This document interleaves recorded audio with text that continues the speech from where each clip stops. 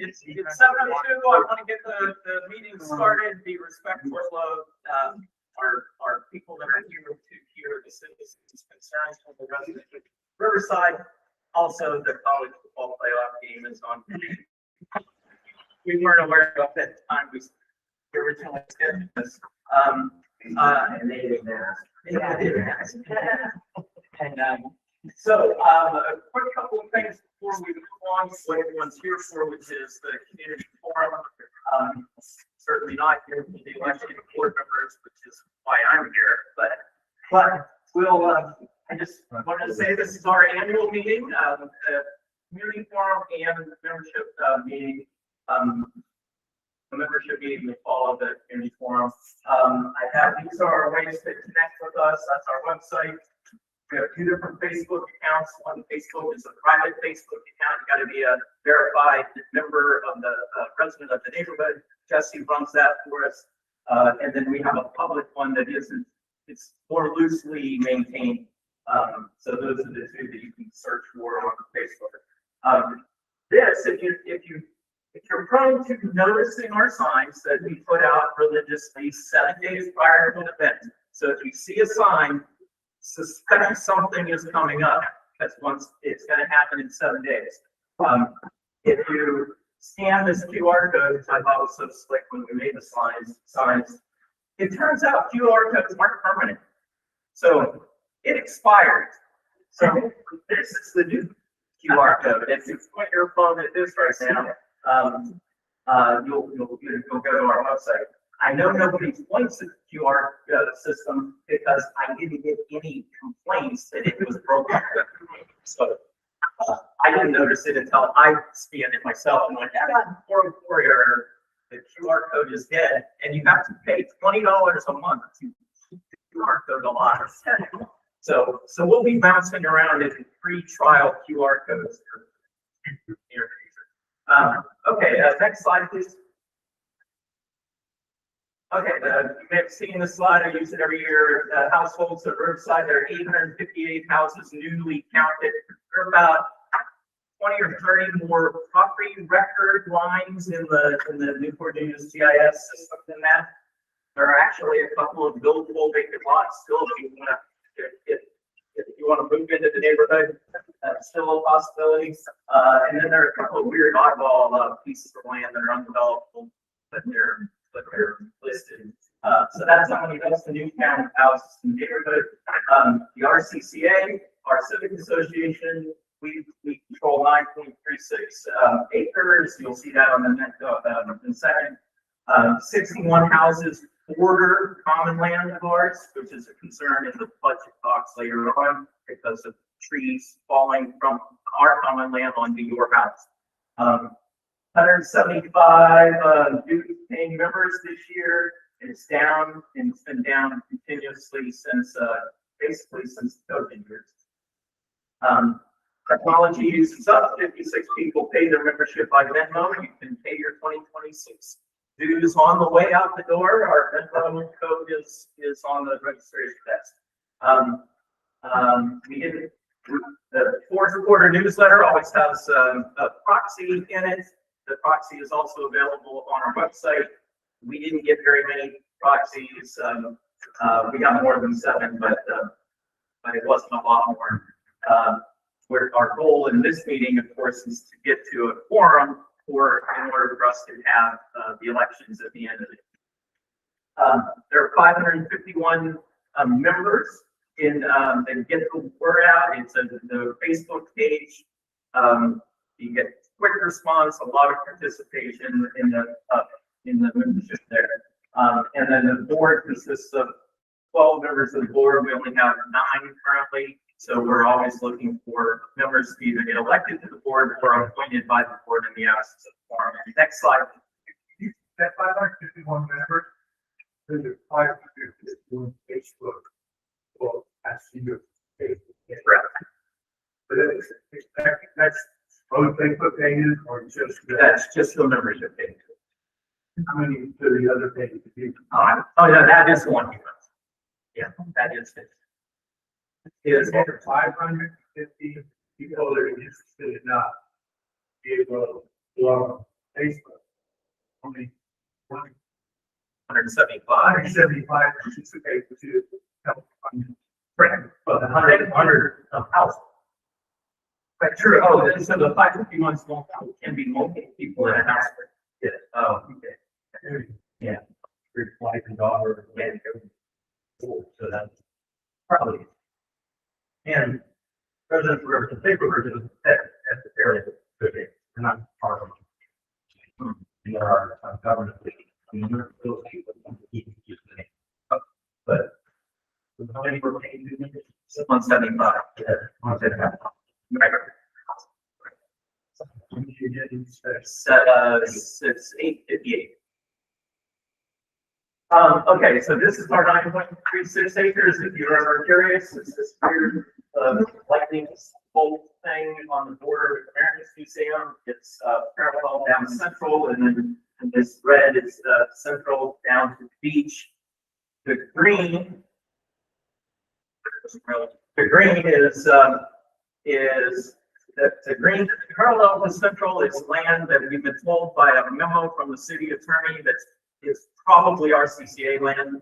The perpendicular green line to that is the old paper road, the Abington paper road, the extension of Captain John Smith that has 22 houses on it, that may or may not be deeded over to us depending on what Mr. Miller sorts through eventually. So, okay, next slide, please. Sorry, and I wanted to get through this quickly because we get to the good stuff. So we are compliant with our filings with the IRS. Next slide. And we are compliant with our requirements of the State Corporation Commission. That's just a formality that I just wanted to prove that we do our homework. Next slide, please. All right. So now for the community forum that we look forward to every year, we have first up senior relations Dr. Alyssa Reddy from the Assistant Dean of Student Affairs at Christopher Newport University.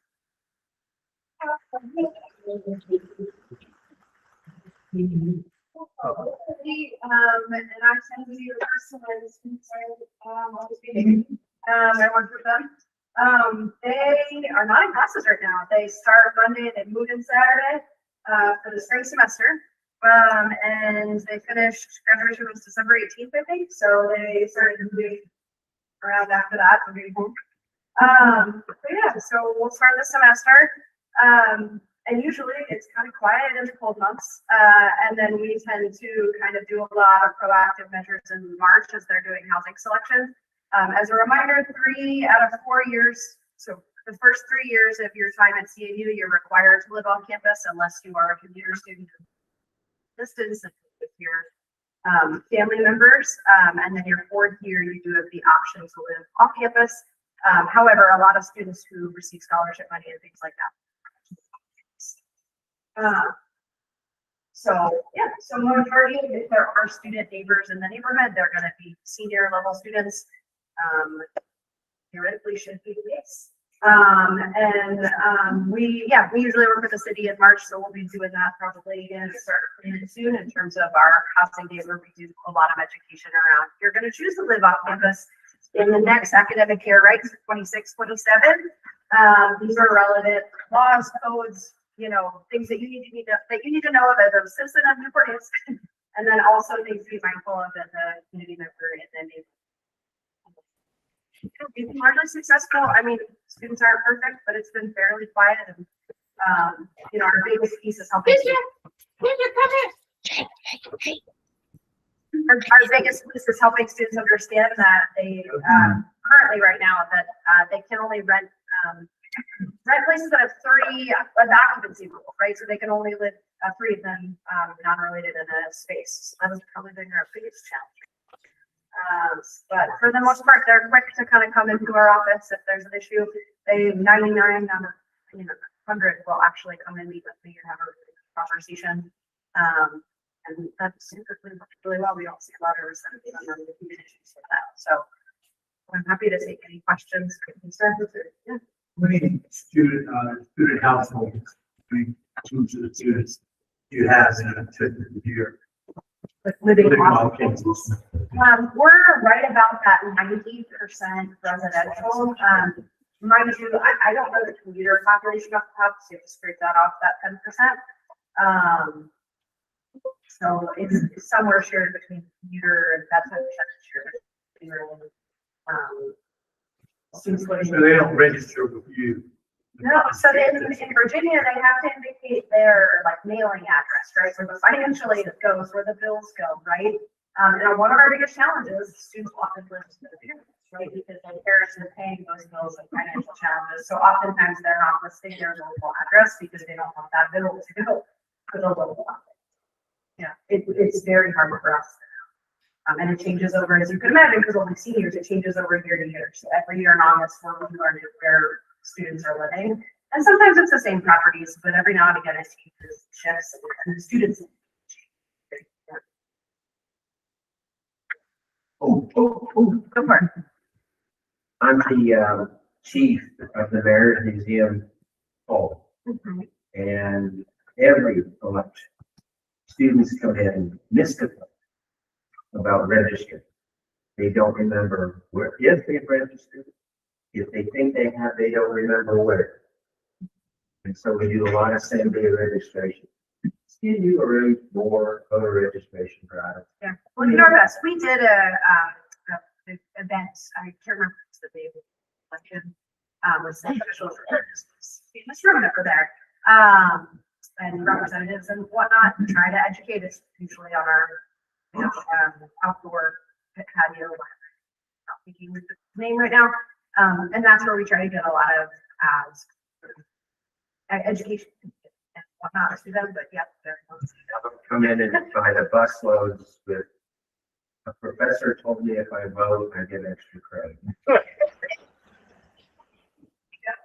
And that's a wonderful thing. I still have most of my team there. Yeah, a lot of them have student addresses. So your address has to be college campus, unless it's just you. Well, and then even the complicated part of the college is split. And your address has to be here versus another. Yep. Thank you. I have a question. You mentioned 3 occupants in a house. This was a challenge to enforce. Maybe enforce is the wrong word, but, For them to know about it. oh, really? Yeah, so oftentimes they're just renting from houses that they've, their friends have rented in the past, or, the owners themselves are saying, I have 4 to 5 bedrooms. And so then they lease them, and then after the fact, they'll pay for it. That's, oh wait, there's this, 3-person requirement. Now it's their job to look at their citizens. They need to look at the polluted things like that. But it's getting around quickly, I'll be honest with you, especially in some of our student board communities, as they see their friends get impacted. So how do you check on this? What's the procedure? I've it's more than When somebody squeaks, right? When somebody complains, that's when you find. Even when it's a party house or lots Yeah, of cars, Yeah, a neighbor calls and codes compliance, goes and checks it out. right. And otherwise, if it's not a problem, it's not a problem. I mean, it's got cars, too many cars, too much noise. I mean, it's a rule, but there's nobody running around counting how many people are living anywhere. And when you do address it, if and when it is addressed, do they seem to be basically unaware of the fact that they're having an impact on the neighborhood?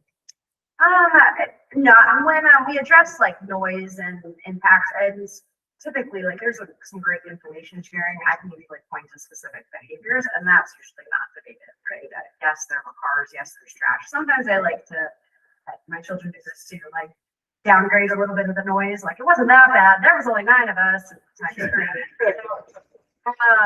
But for the most part, like, if there's disruption, a lot of times they'll acknowledge the ordinances, you know, that's usually a surprise. If you're coming in trash from the streets, they're left out, re-left on the street or. And a lot of times, like, I'll literally pull up the trash calendar. Do you know what your days are? Do you know when, bulk pickup is? You know, do you know what's relevant to you in terms of the noise ordinance? So a lot of it too, like, they're renting without looking into that, and I think some of that is. Excuse me, do you have a brochure or do you have a page or web page that your students who are looking into this kind of thing can use as a resource so that they can't say, I don't know, because it's there, they're certainly capable of being able to use. Yeah, we actually have used some of the leaflets and things like that the city provides to its citizens, right? Because we want to reinforce to them, your citizens, we live on campus, and on campus, and you need to follow those same protocols. But yeah, we've got all that. We hand them out. We have main streets of campus that will hand out. Now the challenge is, right, we have all class years mixing, and it's only relevant to the last year, and some of those students are not on campus as much because they're in job. But we do our best to try to capture who we just try to get them there. You send emails to every senior, every rising senior saying, these are 3 things you do that, Yeah. obviously do, and include in that, if you're expecting or wanting to do off campus, go to this webpage, and you get aware of, and that would make it almost. Our housing office does some of that. So like every year when you have to register to participate in housing, you have to fill out a form and basically sign our lease if you're going to live on campus. And then the alternative is obviously if you are eligible to live off campus or you get some sort of extension, there's the information for living with your family, to be a friend if you're under the first 3 years, right? You're on the 4th, there's something to be aware of. I will happily take feedback on getting college students 3 years now on this side, but yeah. We try to hit it in a couple different spaces, in person, but then also via email. That helps quite a bit if folks are knowledgeable of that social media site. Like the word does get around, but I think also like some of this stuff too is there's a couple properties that have been impacted, but it's not all the properties. So I think for some degree too, you're like, well, we'll see what happens. What's that? Okay. Every year, the last 3 or 4 years,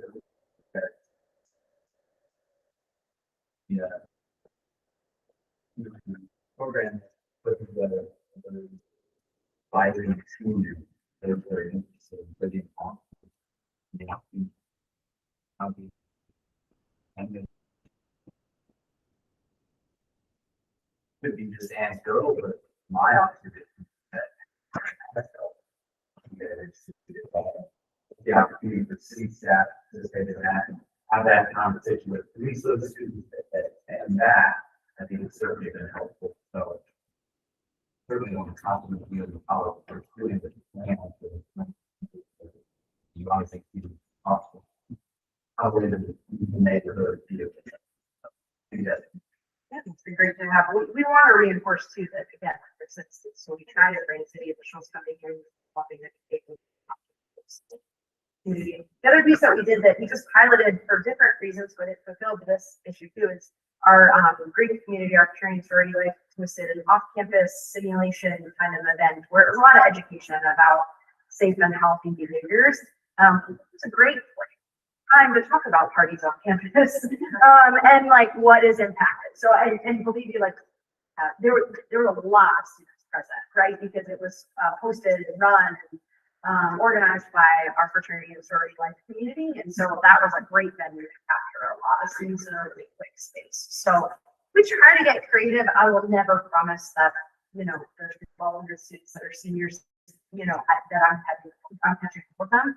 I think the important part is we try to tell them how we're being proactive and then be hold distance accountable and talk to them when they can make some mistakes or choices that are not good. So, yeah, how all of us in our day to day too, right? So, yeah, but it's been a great partnership. So, great chat as we navigate this.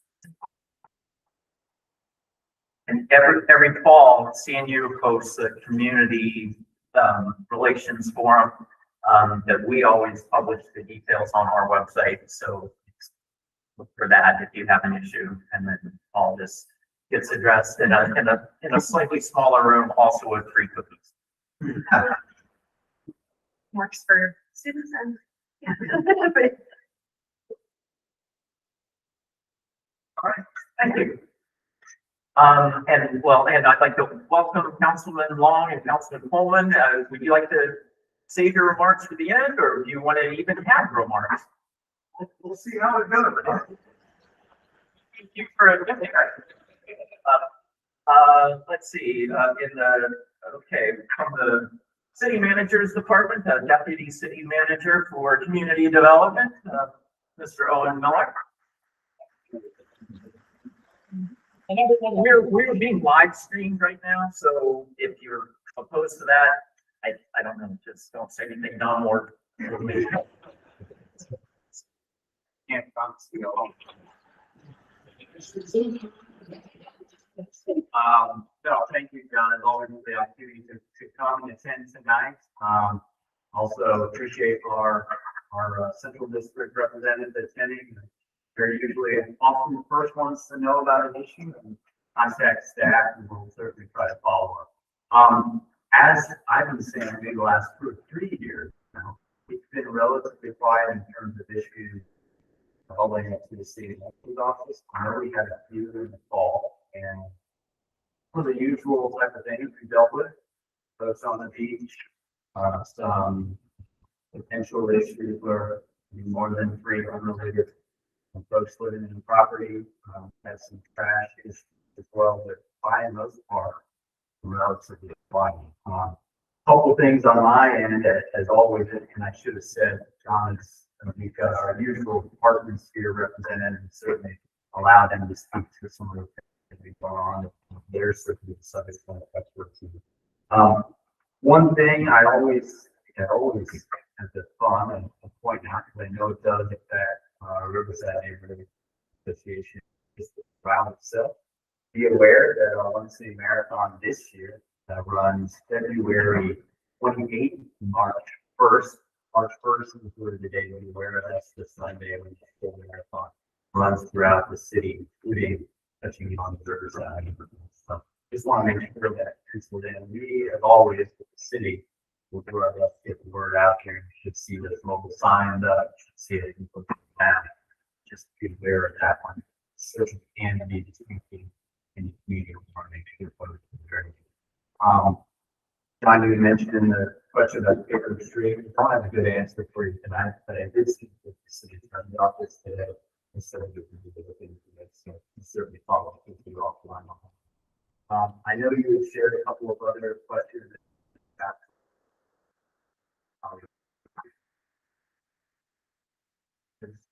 Another question? Holly, if there are, I'll be happy to follow up. Thank you. Yeah, I hope that we can put, we admitted them, the engineering people into the room. City engineering, are you on the line?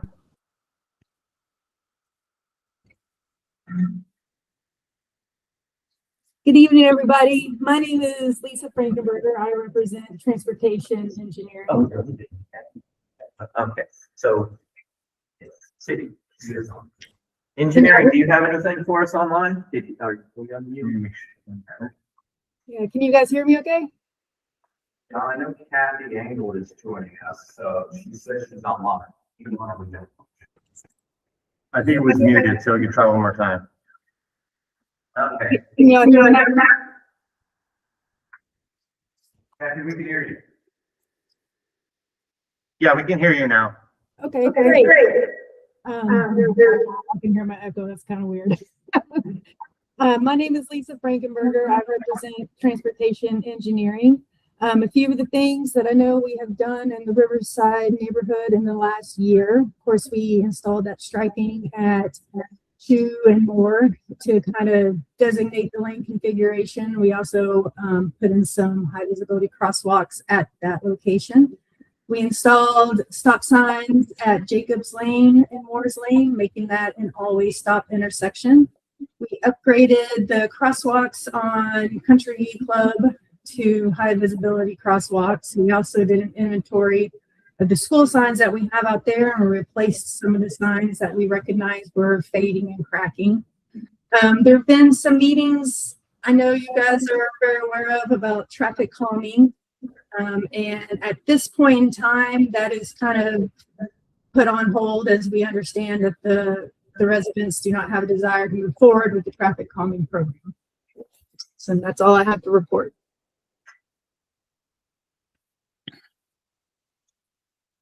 Do you have an update on the closing of the road by Kettle Pond starting tomorrow?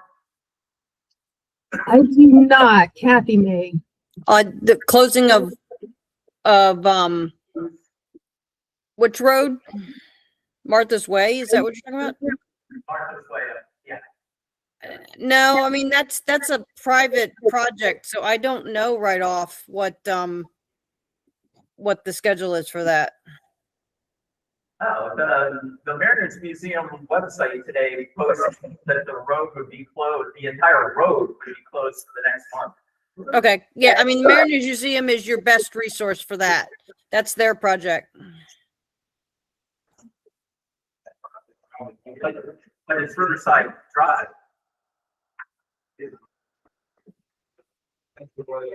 I'm sure that they have a right-of-way permit to Yeah. do that work, so I could probably get back to you, but I will fully admit I am not sure what that date is, but I'm sure we can find out. Okay, yeah, and we'll post any updates on Facebook and on our website. Yeah, it's really closing tomorrow. Okay, I'll take a look at that tomorrow and I'll email you, John. Okay, thank you. Any questions for engineering? I have one. And then the mic is back here. Okay. I just wanted to call attention to, I received a letter, I went out of town for 2 weeks and it rained the week before I left, couldn't get to cut my grass. So my grass got a little bit long, but it really wasn't ugly long. And I got this horrible, awful letter accusing me of being and saying that you were going to send somebody to cut my grass. Didn't tell me to when. It was just the first letter, the first communication made was not very community friendly. And it wasn't the way that I think that we want to be handled as a citizen. Okay, so, you know, the fact that I've lived here for 50 years, it never once had to be called on the carpet for letting my yard grow. And then I get a letter saying that I am, you know, you're sending it, if I haven't got it cut and I don't even have a date or 7 days from the date of receipt of the letter or something like that. Anyway, I just think that there's a little bit friendlier way you can do that. If you keep track of people that do it on a regular basis, you can treat them ugly, okay? But for people that are good citizens, I've lived here in this community for 50 years. I've never had a parking ticket, speeding ticket. I've retired here, blah, blah, blah. And then to get this ugly letter, I mean, real mean letter, I just thought was very uncalled for. You know, so if you could look at that, and I'm sure it's not the only place that you do the same similar thing, you know, just for grass and weed cutting. And I understand it's an issue, but you know, but it's never been an issue for that person before. Being ugly to them is not the way to do it. I felt offended as a citizen that y'all handled it that way. And is that, I know that's not engineering, is that No. solid waste, is that code? No, it's Is it engineering. zoning? It came from engineering. I feel pretty certain.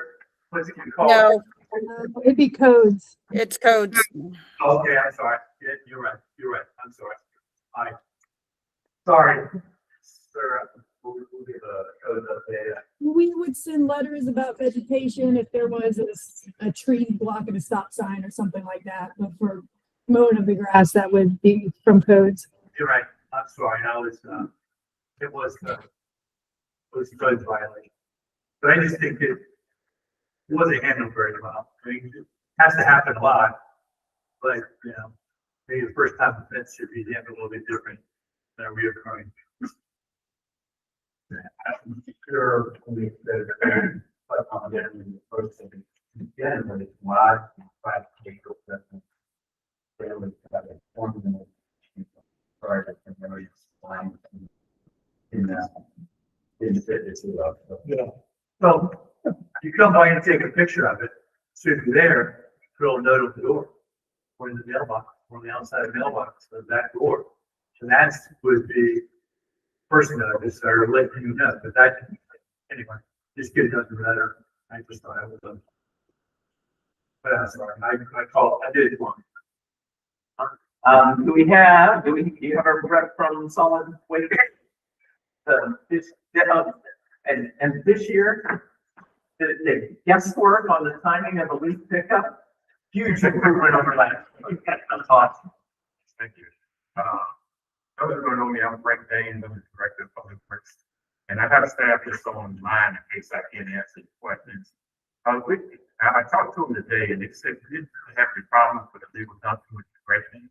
That's a testament to you helping us out with that as well. Also, the biggest thing we have on the solid waste part is recycling. As you know, your cans may be out there a day or two. We have a contractor that does that work for us, but we're responsible. So if you get this call 311 and we'll tell you what the updates are. They're having challenges with new personnel and running the routes, and they've gotten behind. So I'm not giving an excuse, I'm just telling you where we stand as far as recycling. My streets over there in Colony, and I saw them out there for 2 days, and they finally came today, but they were supposed to pick up on Tuesday. So they'll eventually get there. Don't pull them in. Keep them where they are, but call through them, we'll give you another. Okay. Again, you touched on leaves. I'll touch about that right now. As you know, we started a new thing this year. We listen to the residents, everybody, well, why don't you come to my area first? But as soon as you do that, why don't you come to us like you used to? Okay, so we're trying something new by listening to the citizens. So we started area 2 with the Central District, and we started it the 1st of December. All right, we finished. I think we had almost 21,000 cubic yards. Last year this time we had 23. That's because we started later in the year. Okay, so hopefully when we come back again, February 9th, we start with you first for the second round. February 9th. And we won't expect as much as we had this time. Okay, but again, we're in area 3, north of now, and then we'll go to area 1, then we'll come back to you. Things have been going pretty good. I want to knock on some wood here because Council Goldman asked me the other day, man, I haven't heard much about these, which is a good thing, but again, we had a lot of bad weather in January last year. We had bad weather early this year, but it went by real quick, and we're working a lot of extra hours, working overtime. We don't have the personnel that we could have do it in 2 weeks, okay? So we're doing the best we can, and I appreciate you saying that we've done a good job so far, okay? Because it's not me, it's actually the personnel out there, boots on the ground. I give them all credit because they're the one who makes it happen. We also have a public works streets and we have wastewater and stormwater. So at this time, if you got any issues with them, I'll take those questions. But again, we asked you to call 311. That's why we got that call center, because we can document it and we'll get it a whole lot quicker. If you're going to pass, they used to wait to give it to the council first, but by the time they get it and send it to whatever, it's 4 or 5 days before they get to the people that need it. Okay? Please pass that on. Yes, sir. You should provide the dump site there in the area. Yes, we cover our business. And the only part you can do is Appreciate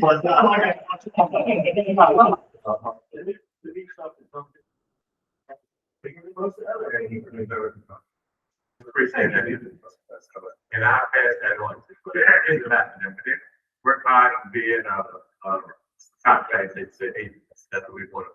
Isn't clear there, but for us.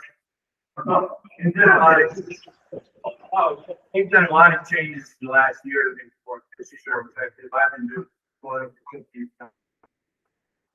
Since he plays the other. It's just that they are, well, you should all count.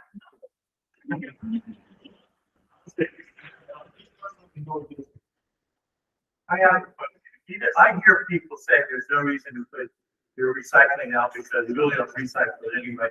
Say it's done because it's not an effective way to do these things. Is that true, or do we actually have a process? We have a process, okay, And people that we hire to do it doesn't. that's correct. So you pay and they take it to a disposal site, they sort sift through it, and it has some contamination. That's one thing that we really have to be concerned with. And that's pizza boxes and stains, those kind of things. The biggest thing we're trying now is glass. Glass is really hard to recycle, but we have a new program called Purple Can. Right now, we only have it in 2 spots, Main Street Library and at the property. And one of the Main Street Library, really, we've dumped it twice already, so it's really being used. And that's what we push for people to do. We're trying to come up with a way that will maybe give you a bucket or a tote bag, something that you can put it in your trunk. And then when you go back there, you can drop it off. We're trying to get what spots in the city. Set just for glass on glass bottles and jars, no top, take the tops off. Just one glass. We have a iron which is up in the Atlanta. They're the one that dumps it for us. They recycle. But you're right. Recycling is a challenge, but we do have people that, and that's why we have that as part of our software program. So doing the glass separately.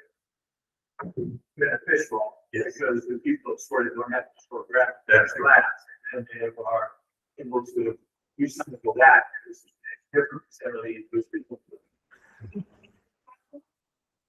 On that Main Street Library, it's purple cans. We're making the purple, so you can't miss it. It's kind of pieces the upper can if you put paper and plastic in, and then we have one at the rocks. But we're trying to get one thing. We got those students who are brand, they're not cheap, so but we're trying to find other places that we can put it to drop the cities. People won't have to go.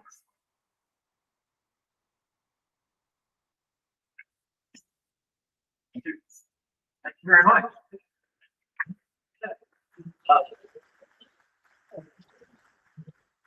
All right, our zoning administrator, Nyota Hall. I got it right. Wait.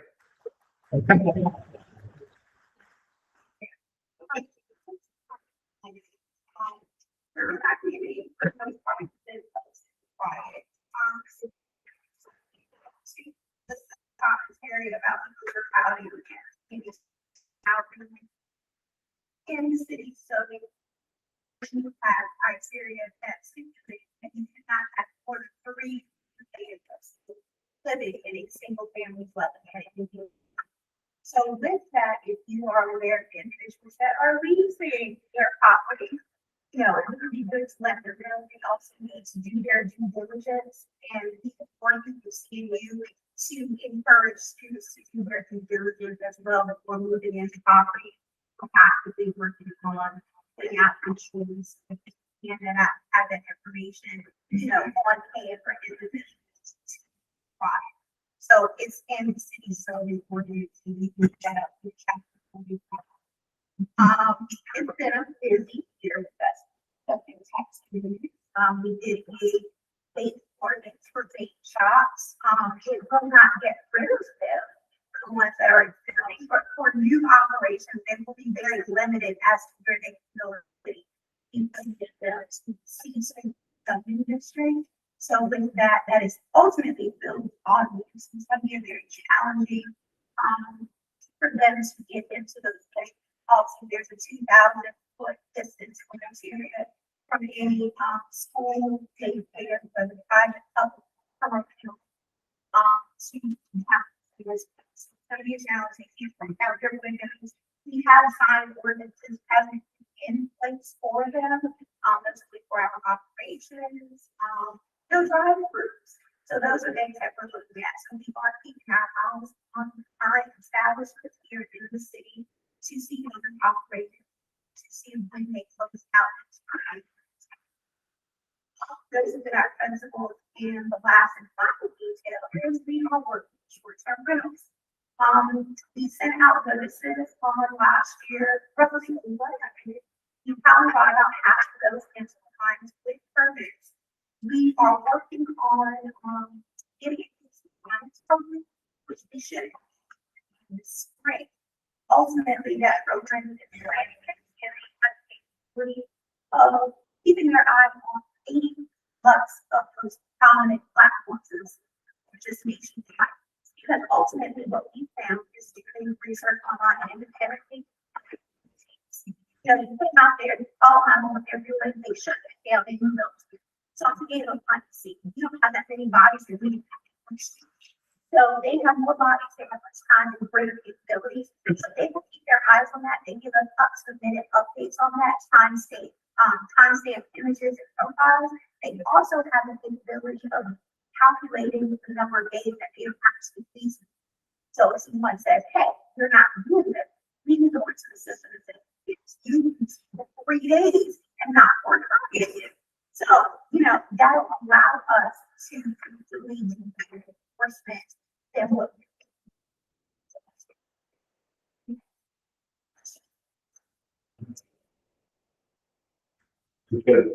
That's fine. That particular Airbnb Sleep 16 has advertised. So we're worried about 3 or more students getting together and like 5 of them taking to go rent that place tonight. correct. They're limited to 6. So ultimately, we find that that's not what the once we go and find that out, we will issue one of those violations. Like I said, as a person, we have to kind of limit it. Ultimately, they're all met their website. We've had one where they've gone in, they've here, they popped up there, they've done minor changes.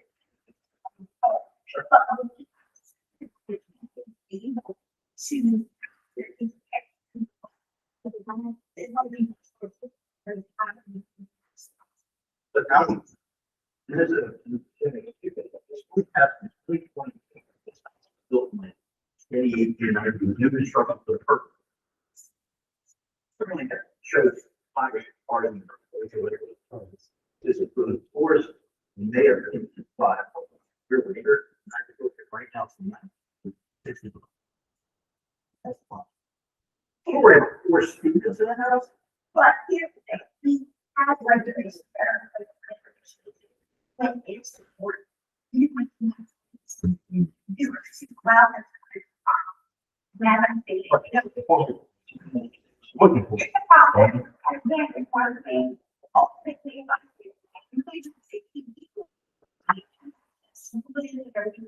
there are whether there are 16 people. So you have to have it to go in. This was a question for it's not so easy to get actual judgment. Once I have your list and how many spots they will have in participation time, then we can see what will actual violation is. Otherwise, we'll issue notice violation, and then you're at problem solved. They're going to change their driver's license address to permanent resident. Problem solved. There's nothing to do. So it's a process, and we don't work with to remedy that. You know, that's a way we can to get it. Thank you. And code compliance, which it took until last year for me to understand the difference between zoning and codes. I think, so I don't, do we have a codes director? Oh, you do, you are the codes director. Okay. And you're primarily like the building codes and everything, like person. Both that and property maintenance, so the grass complaint was referenced earlier, and not the vehicles, houses that are in disrepair, those fall out. So what is the demarcation between codes and zoning then? Zoning is a land use, set of regulations. For a long time, it's housing. Years ago, it was decided that it was better to manage in the department of planning, because of the work that they do. Long-term development, the current plan, zoning sort of fits better with those things. And obviously the charter of the RCCA is we're a civic association. We're with this loose definition of, or charter to like make the neighborhood better. So, and that's all. And then it also goes on to say, but you got to stay out of political stuff. So that's kind of weird. And so how do we make the, in the one way to make the neighborhood better is when something is unsightly. So that ends up falling into your area a lot. So abandoned vehicles, inoperable vehicles in driveways, that's all. And I understand, sorry, I'm gonna be up my soapbox for a second. Personal property rights are one thing. Everybody, I've called codes complaints years ago, different long ago, where they said, it's your yard, you can do whatever you want with it. And I know that's not the attitude anymore, but we have rules on abandoning a car in the grass, having an unregistered car in the driveway. That's all your area. And then the best way to address that is through 311 or. Yes, yeah, and let me take a step back and fix myself. These are cities, those I'm here with from my office, 2 ways. Don't mind, raise your hand. Just give me an intro. My name is Monica White.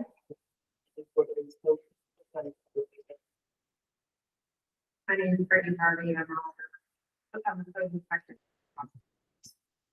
So they're assigned to different parts of the city, but there are 2 12 property maintenance inspection agents that we have. We're responsible for all those things that you mentioned. And with each of those things, there is a legal process that you're required to follow. Mr. Gentleman mentioned earlier, requires some of this violation, the violation of the code. We're required to give a reasonable amount of time for a violation to be abated, to be corrected. That is determined by state code, but the definition of reasonable is left for us to interpret for the city attorney's offices. Specify that most violations should at least receive 30 days. Yes, there are things like grass that we can because of problems associated with not dealing with it quickly enough. So grass, trash, and securing of vacant buildings things where we have a shorter time. But with that, we're required to send out a notice, required to give the property owner a reasonable amount of time to correct those things. Then beyond that, it's left up to the interaction that occurs between the inspector and the person with the violation. If we're dealing with someone who is reasonable, seems to finally do everything we can to try to give them the opportunity. So I'm having a magic wand that can automatically go out and fix those violations. I have the ability to send a private contractor on private property to cut grass in certain circumstances, throwing off the vehicles, and board up buildings so that's secure with the doors. But outside of that, everything else is still open for negotiation between this parties. Sometimes we come up to from the perspective from the person who's complaining about a violation. They're not happy with the amount of time it's been given because they would have lived with problem before they decided all process to date on register. But for the person that has the property, oftentimes we're dealing with people who have limited resources, or there's some type of dysfunction within the family, causes. But these are extreme. But it's usually one of those two things, the reason for significant relief is. That advance the question. Yeah, thank you very much. Yeah, and obviously, health considerations are, then making stuff look nice in the neighborhood is secondary. But that is important. In fact, that is a high priority for our city council, which is translated down to us. It is always been a priority, and it's making this importance. Back in August, we passed a series of ordinances that went there. There are always things to find the state code. It doesn't apply to ugly houses, but there is a big push in our office to deal with vacant property issues. The upshot of the effort is we are forcing people to take action happen for some best. Thank you.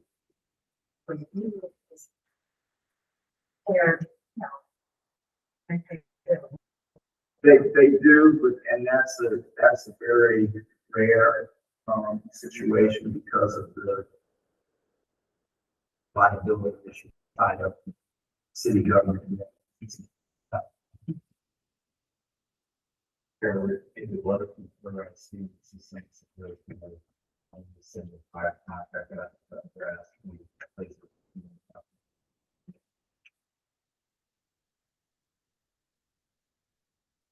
Any questions for code?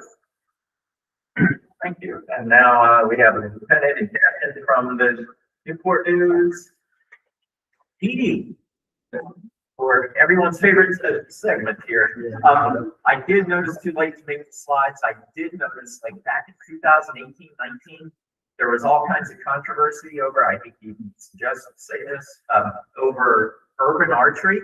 It was like going to be passed, and then at the last moment, city council, like the Daily Press said it was done, and then like the city council didn't do it. Urban archery was passed last December of 2024, and it was in effect for 2025 this year. So urban archery happened without any fanfare this time. You're not gonna let us know what urban archery is? Urban archery is so you've always been able to hunt deer with a hunting license during hunting season in the city limits of Newport News, where you're not allowed to discharge a firearm, so you have to do it by bow. Urban archery is extending the window of when that hunting can occur to before the hunting season and after the hunting season. And so it's currently in effect right now in Riverside until March 29th. If your arrow might land in somebody else's yard, you have to get permission from them. That's the only extra rule stipulation that you have to use. So. But let me add, when I was Before they have to come to you and say, hey, when I'm hunting this deer, it's a possibility an arrow will end up in your yard. Do you give me permission? So John, when I was on the board 7 years ago, I called the people in New York about the same issue. We had so many complaints about deer. And the lady in Richmond knew our neighborhood. And she said, if it's in season, you have a license, bow and arrow. And the caveat was if you wounded the deer and it went to someone else's yard, you had to have permission to permit the license to be able to bring it back to your yard. And that's the problem. Okay, and that didn't get passed at the time, but it is passed. Yeah, she made it clear it's legal then. Oh, you're in the season now. It's illegal during the extended season. 7, 8 years ago, in the season, you had a license, bow and arrow, and you had, if you went to another yard, you had to have permission to bring it back or kill it there. We have too many deer here. That was the biggest problem. Sorry. We good? All right, so I'm with you barefoot, just like the third year in a row I've been here. Thanks for having us. I'm sorry. 2%. He's already now that we're trying to break in. He's doing great. He's been 2 months. Yeah, 2 to 3 months. A lot of energy. He's a younger guy. Yes, he's a younger guy, younger captain. It's fantastic actually for us because believe it or not, Central Precinct is very unique. I've worked in South Precinct, I've worked in North Precinct, and I've been in Central for the last 4 years now. Where is it? Okay. We're in Central. Central Precinct, you are in Central Precinct, but our station is on Rosen Drive, different than that. Yeah. Very fun.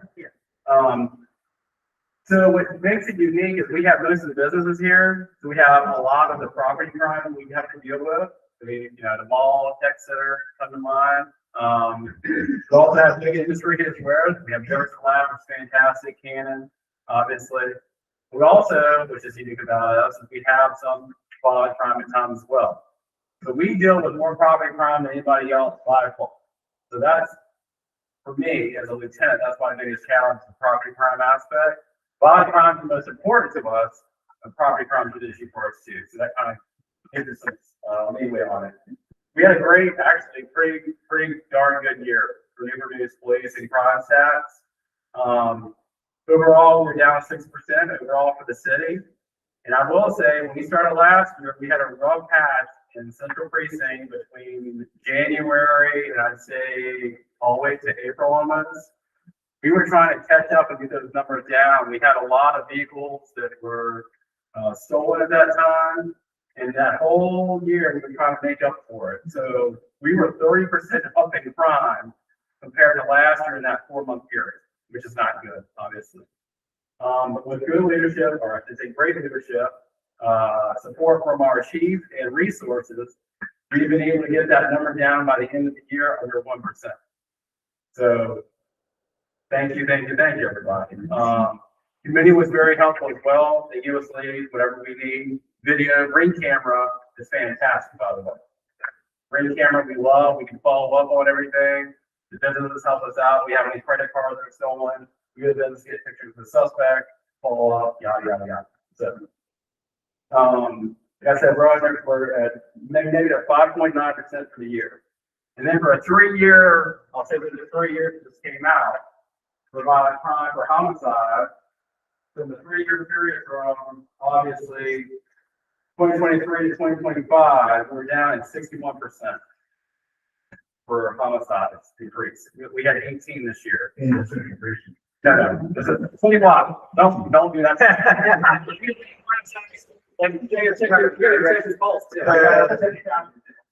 Citywide. So 3-year period down 61%. That's fantastic. Also, gun violence, the 3-year period down almost 50%, 46.7%.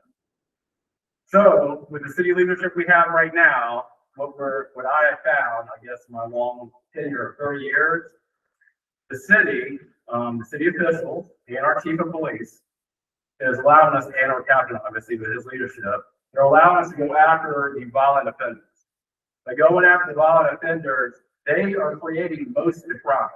So you can look or summarize like less than probably 3% of this population is committing most of our crimes. If we can get to those violent offenders first, like I said, that has decreased our crime quite a bit. So when we have something go on, we throw all the resources at it and we try to stop it if we do. So I am open for questions. Does the PD have a crypto department? We don't have a specific crypto department. We do have a detective that handles, those crimes of cryptocurrency at times. We don't have like narcotics has their own guys, gangs have their own guys, burglary and robbery, they have their own detective. We don't have like a unit that's cryptocurrency. Gotcha. That's fine. Just curious. What we could about panhandling. Good money. So we do have resources. We can call on environmental officers. We have one in our precinct. It's a kid right maybe a sign within a week's time, I would say. As long as we're due for us, we did lose a great person with a great house. I don't know if anybody knew him. Fantastic. He retired and went to Southern. He's a trader, but well, like he's still good. Yes, that's by the way. But what we do is we have an officer go out there. We usually say, hey, you have to be standing in the meeting. Sometimes we do trash in the meeting, which is not the site. We have resources to do for them. The problem is a lot of those individuals don't want the resource, but we have them, we offer it to them. We usually move them along when we're called. But also that has to do with the homeless population as well. And we do have a facility that's downtown, Four Oaks, they can go to during the day. We also, which is great on the church's behalf, the churches have nights welcome. Those individuals can stay there during the night, and yes, during the morning they feed them. They feed them at night when they get there, and in the morning they feed them breakfast, but then, by about 9 a.m. they have to be out of it. You're welcome to go to Four Oaks. Yes. They have resources for them. Right. They actually have like suits and business suits and stuff like that to help them try to get jobs as well there. But they have to take that first step as well. But it's not an easy issue to deal with it. And Four Oaks is the old Marine Corps place. That's correct. Absolutely. Yes, sir. Yes, ma'am.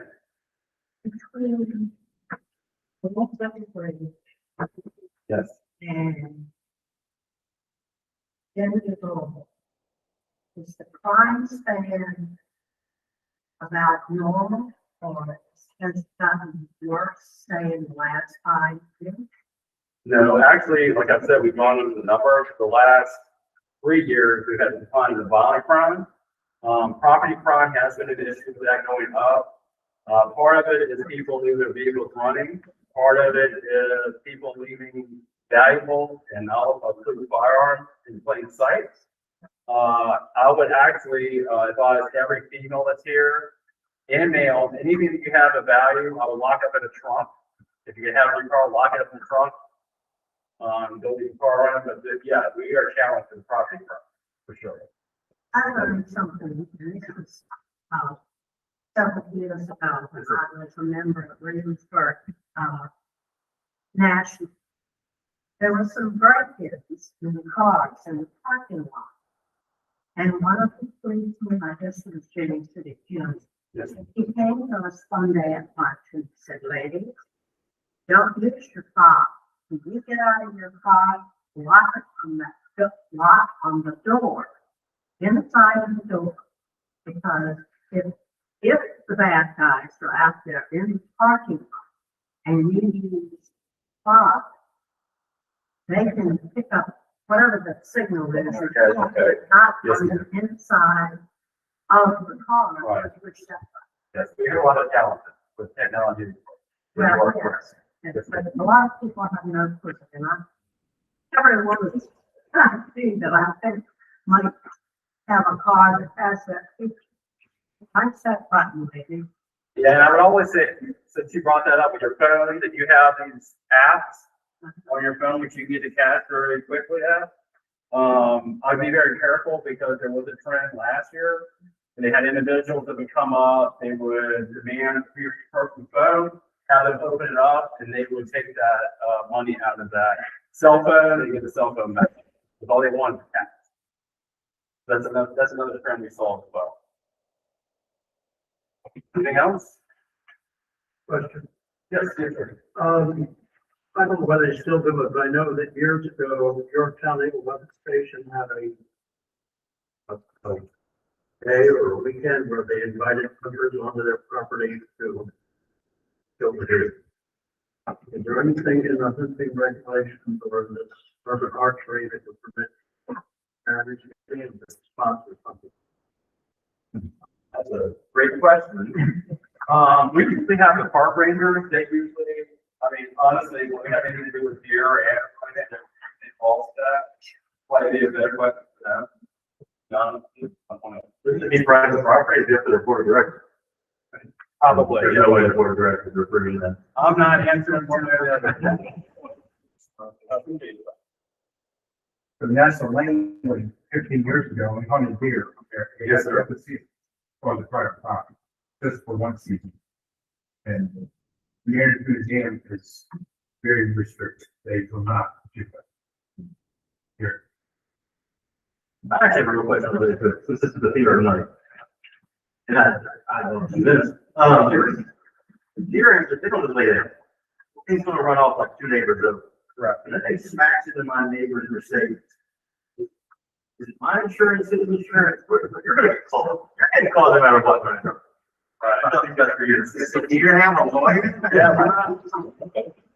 Well, we'll say that. It's not like nature. If that did happen, honestly, we would do content, the whole matter. We would exchange information and say, y'all deal with that. Like, I don't know about that. Oh, yeah. It's good seeing you again. You look good. Thank you. I want to just ask a question about the etching. How that How do we find out when you're? We usually put it on like I our, don't find out that happens. right, we usually put it on our website when we're doing it. It's an all day event and everything. So on your. It's not my advertising. But normally it comes out like 3 weeks after you've done it. I get your information, I'll give you the contact for that. I will say when they started that, which was Detective Trong's idea, I don't know if everybody remembers him, he retired, but he took that, and we had a huge decrease in this stuff, and kind of like converse when people realized that we had the exception if you're in the problem. It's the Newport News Town. If you subscribe to Newport News, you will end up seeing that announcement. For most of the time, they post it a few weeks after. That they actually started on the information. Yes.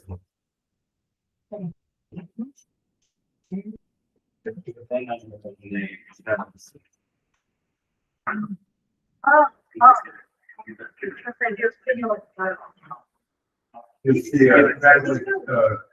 stealing that home here? It used to be, it's brand new, right? We barely get them out. So how can they get these to, a scrapyard or something? Because the scrapyard is there for the revenue. Okay, yeah, I believe so. Yes, yes, but it's still hard to track. It's still hard to track. It is there for revenue. So. Anything else? And I'd like to personally thank the Central Precinct for stepping up your patrol of our beach property. So we have a new camera in the parking lot, there was always, so now we can quantify that there are people down at the beach property after hours and we've gone back and forth on what it means, the private property thing and everything. So we thank you for, they go down there randomly, 9:30 at night, 11:30 at night. I don't know if it's just that happens to be when they were driving by or if it's in response to a call or a complaint from someone. I've never known the answer to that. But yeah, but we thank you. I will say, we did have a party here on January 3rd. It was near Country Club Road.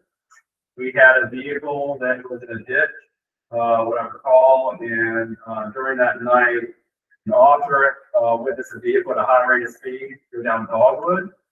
The officer went to try to stop it, couldn't find it anymore. As the officer was coming back, that individual ran into the officer head on. And it was a 17-year-old who had a drink. That happened to the officer's all right, and the teenager's all right, and the teenager went to jail. So that didn't happen.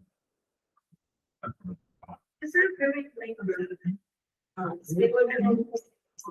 Signs of people know, there are more signs. Yeah, that would be talk with him. All right, thank you very much. Thank you. We'll be wrapped up here. This week, I want to thank Pastor Fred for opening up this fine facility for us. You're the one that makes a great daycare here, so. So, yes, I hate to interrupt. I never mentioned graduate program. I was, very forward and invited. I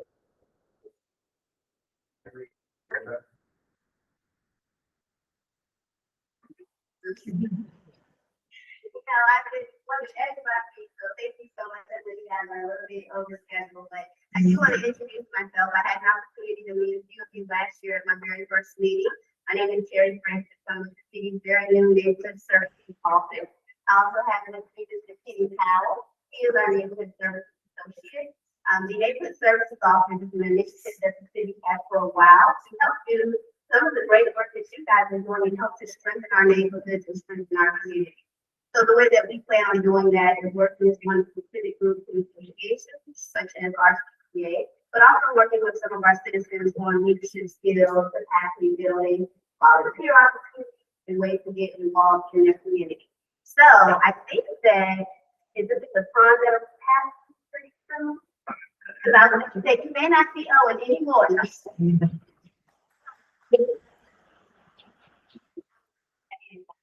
no, honestly, I'm really excited to be here. I think that is a great model for city associations and some of the work that we want to do in the city. So I look forward to connecting with you, John, and also with the pastor, and also with your client as well. Thank you. And I have a flyer if I could use the read. Thank you.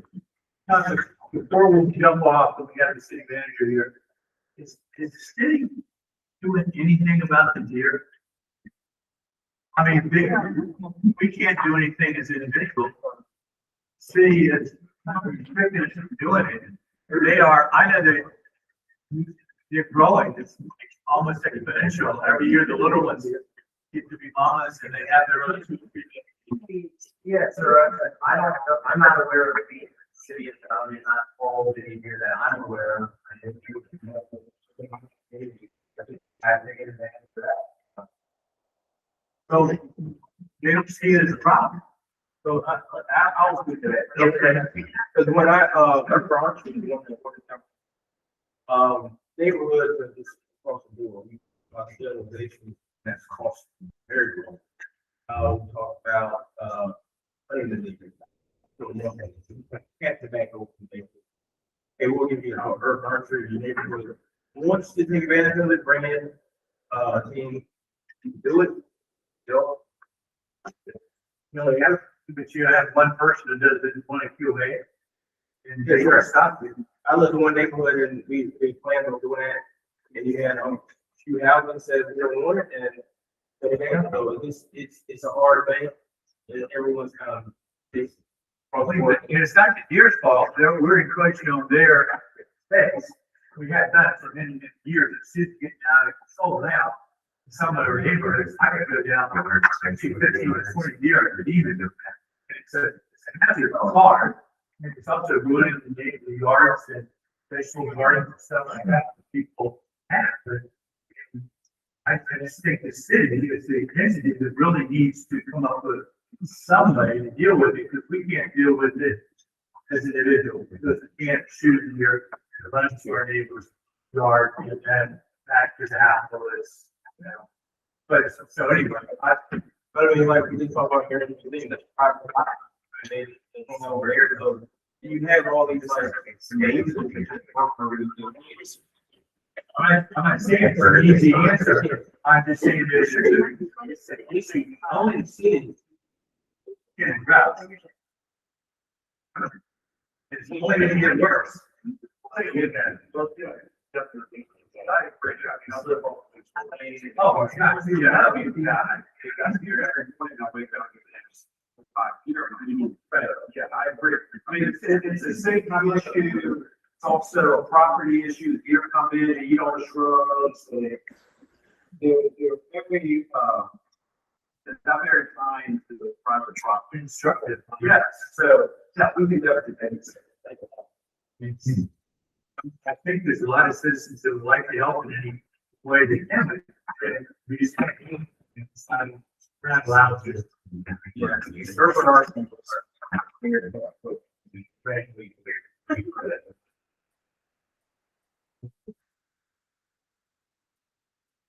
Mr. Coleman? Anything else? Any other remarks? You guys have the floor for the close. No, I'm just, always here, and love being here at the, not just because I work in the district, but I live in the neighborhood. I see my, neighbors right there. I should sit over at that table. I didn't see when I walked in, but, I'm just here. Always, friendly face, see me anywhere without being talking to me. Love to talk and learn about whatever issues you got going on. And thank you. I just get that from far out. I don't have any cards I have read, but everyone, use it out. Wait. All right. Thank you. I'm open and I'm the new guy here, but I'm new and I kind of new. But, yeah, this is what it's a pleasure to be here. I appreciate all of you coming out today.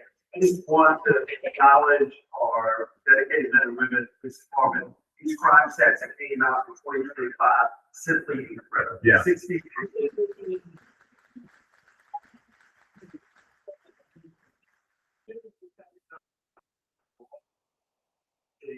I mean, this is not a mission accomplished moment. We're just recognizing the progress that we made. We still have to do these guys and gals, great job.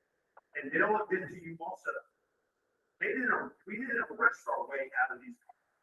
It's been a team effort between codes, and I thought Carol was going to talk about what we talked about at the retreat today. Is really exciting things about Light Abatement. It's our new city cadet program where codes is going to be driving a car around with a camera on it. It's going to be taking images of all the homes, businesses in the city, and this is going to help us get ahead of the flight issue here in the city of Newport News. So it's light years ahead of how we've been doing it. We're really confident and excited about what it's going to do moving forward, unifying the city. Also, some great, I think I can talk about this. I mean, the retreat was public, it was open to everybody. We had a lot of great discussions today. One of the things we were talking about was, inflation, cost of living, and how we can help the citizens with managing some of those costs, especially the food costs. So we're looking at doing a reduction of the meals tax to help out folks, and also eliminating the boat tax. Yes, which honestly does not generate that much revenue, but keeps us from having boat owners bring their boats back to Newport News where they can release a slip and also purchase gasoline from us. If that happens, it really will go above and beyond what we were collecting in taxes. So these are just a couple things that we were talking about, and we're going to have some exciting things happening here in 2026. But once again, just want to I appreciate everyone in this room for being engaged, being here tonight, and please give us a call anytime, email us. Mine is real easy. It's robcoleman@nnpa.gov. So email me at any time, and I'll try to get back to you as quickly as possible. Thank you.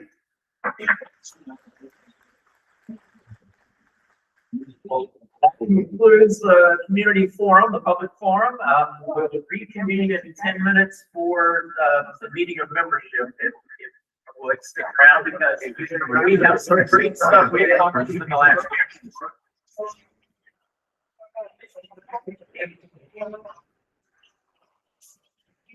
The traffic cones.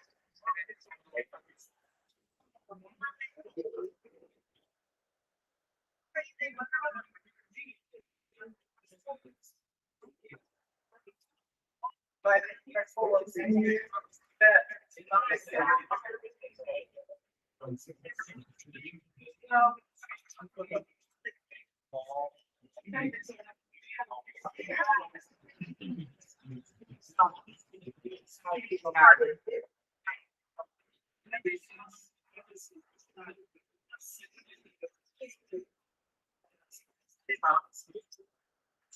well, yeah, the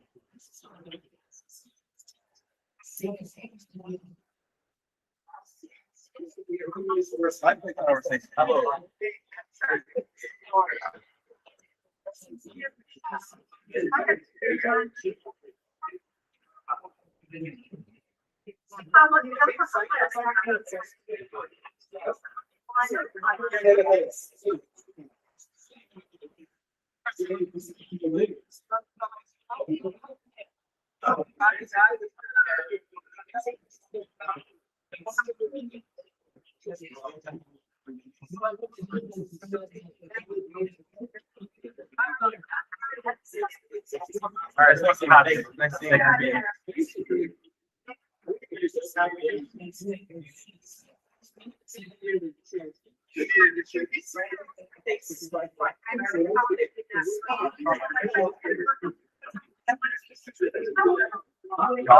Okay, I still gotta reach out and get that money. Yes, sir. I get to the part of my wallet. Anytime you're ready.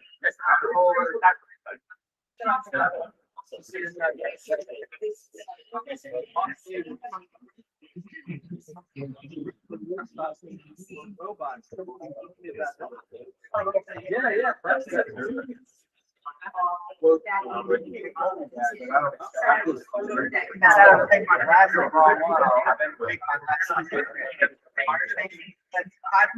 I guess if you get settled,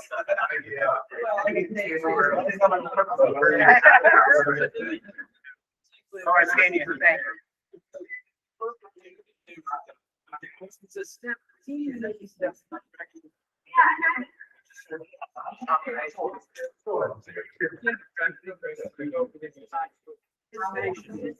That's where that's big. Giant. Yeah. Right by past.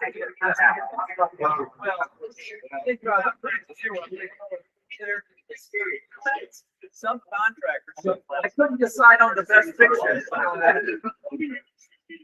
One I'm not in.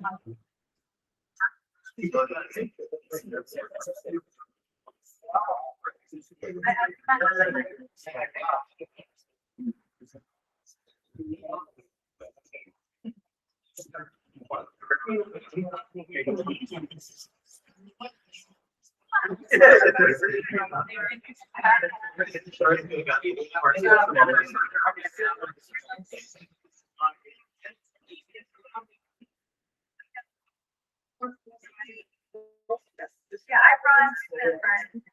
Honestly, it's for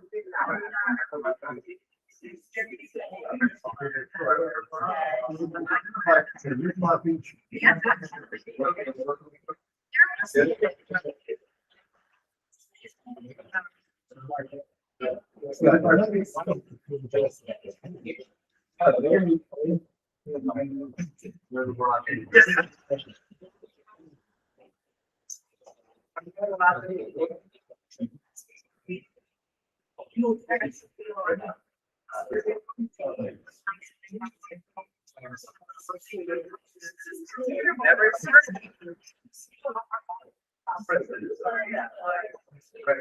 Oh, yeah.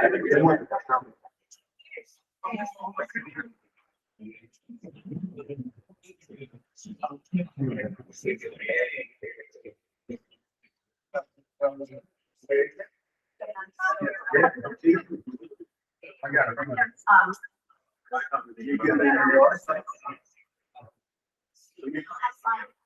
I take around and I really like this. Got my beard.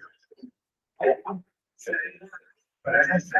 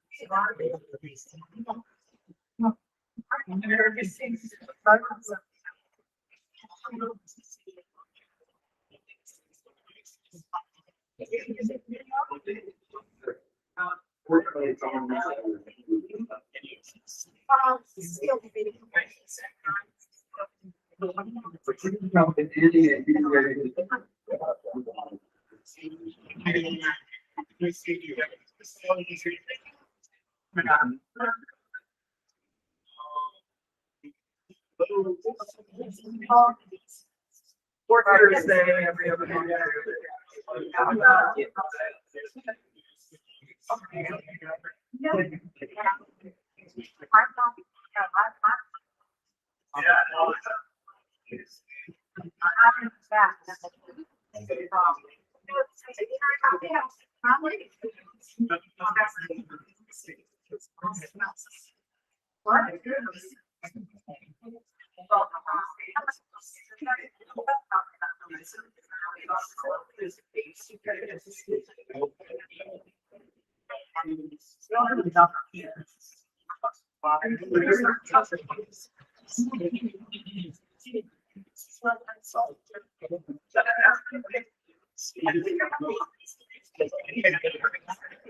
Part of the video.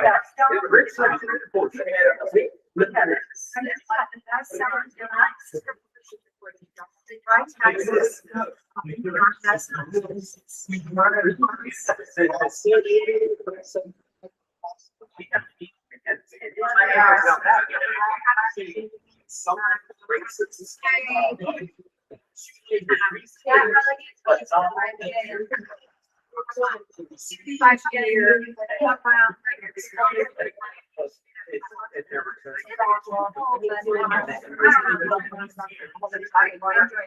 I don't know how hard it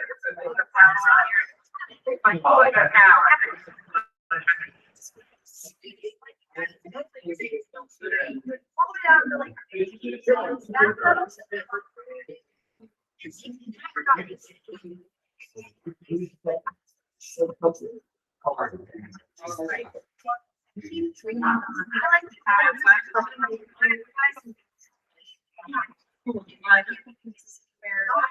There is some sort of conformity that, and people would either just.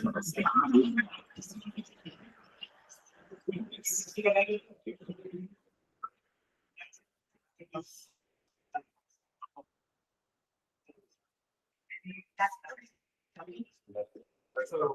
We should try to remember.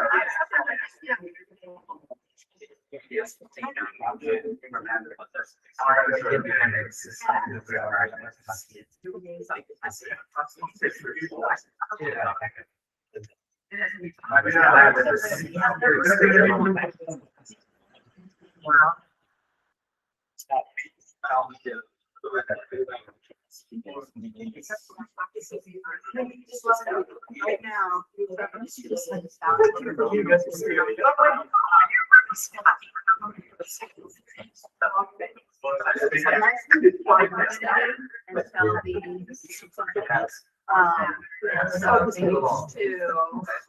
where would take care of, and now they're doing.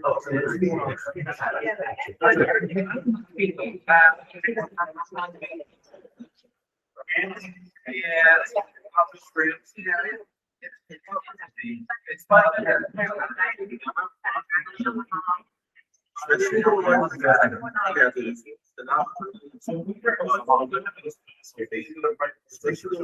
Yeah, I tried it.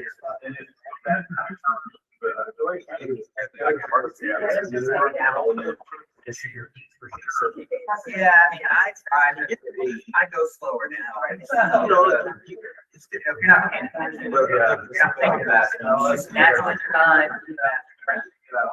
I do the same thing all the time. I had ideas side, back and forth, and having pinch points. You know what? I'm not really slow down.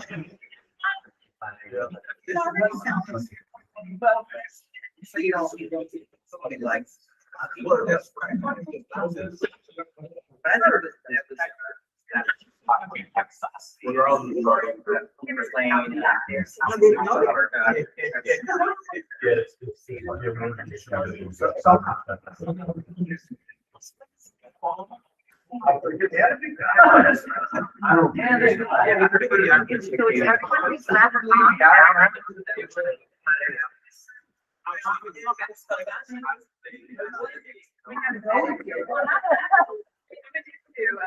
It's the number of people who are on the ballot. Professor Line. What they did.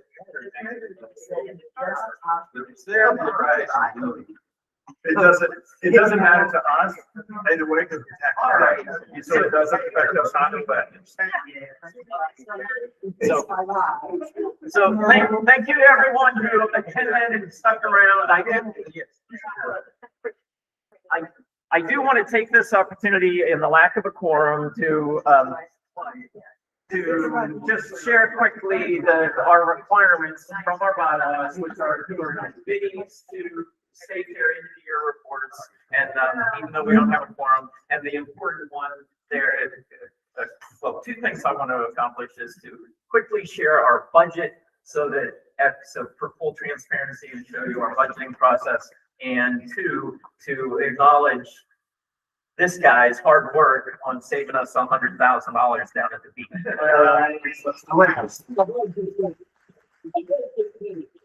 And there's several guys Yeah, here. Keller and Chris Ponce and does Keller have a name? Last name? Goff. Like Madonna. Keller Goff. He is a hard worker too. Can you go back to the budget, Scott? Okay. So there's our annual budget, and this is our treasurer. Get him. Yeah, so, can't hardly see anything up there, but just put it this way, the green up there, we spent less than what we